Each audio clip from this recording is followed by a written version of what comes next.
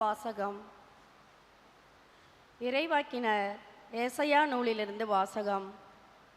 உசியாவின் பேரனும் யோதாமின் மகனுமான ஆகாசு யூதா நாட்டை ஆட்சி செய்த நாட்களில் ரச்சின் என்னும் சிரியா நாட்டு அரசனும் ரமலியாவின் மகன் பெக்கா என்னும் இஸ்ரேல் நாட்டு அரசனும் எருசலேமுக்கு எதிராக போர் தொடுத்து அதை வீழ்த்த முயன்றனர்.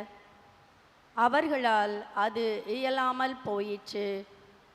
சிரியா எப்ராயிமோடு கூட்டணி அமைத்து கொண்டது என்னும் செய்தி தாவீதின் குடும்பத்தாருக்கு அறிவிக்கப்பட்டது.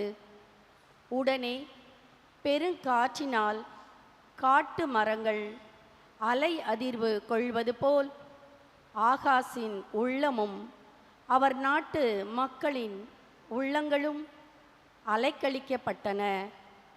அப்பொழுது ஆண்டவர் எசையாவை நோக்கி, நீ உன் மகன் செயர்சியாவை உன்னுடன் அழைத்து சென்று ஆகாசை சந்திப்பாயாக. வண்ணான் வயலுக்கு செல்லும் வழியில் மேற்குளத்திற்கு போகும் கால்வாயின் மறுமுனையில் நீ ஆகாசை காண்பாய். அவனுக்கு இதை சொல், நீ அமைதியாய் இரு, அஞ்சாதிருந்து நடப்பனவற்றை உற்றுப்பார்.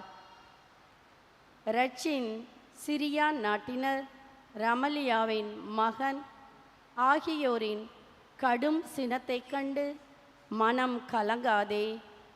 அவர்கள் புகைந்து கொண்டிருக்கும் இரு கொள்ளிக்கட்டைகளிலிருந்து வரும் புகை போன்றவர்கள்.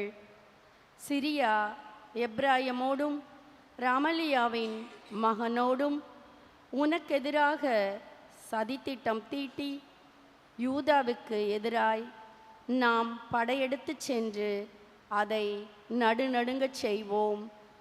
அதற்கு எதிராய் போரிட்டு அதை பிடித்து தயேல் என்பவனின் மகனை அதற்கு அரசனாக்குவோம் என்று தங்களுக்குள் பேசிக்கொள்கிறார்கள்.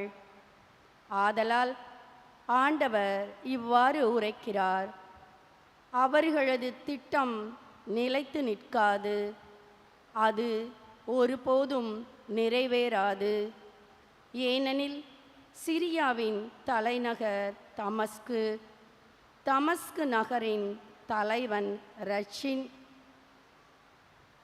இன்னும் 65 ஆண்டுகளில் எப்ராயிம் ஓர் மக்களினம் என்னும் தகுதியை இழக்கும் வண்ணம் தவிடு பொடியாக்கப்படும். எப்ராயிமின் தலைநகர் சமாரியா, சமாரியா நகரின் தலைவன் ரமலியாவின் மகன். உங்கள் நம்பிக்கையில் நிலைத்திராவிடில் நீங்களும் நிலைத்து நிற்க மாட்டீர்கள். ஆண்டவரின் அருள்வாக்கு.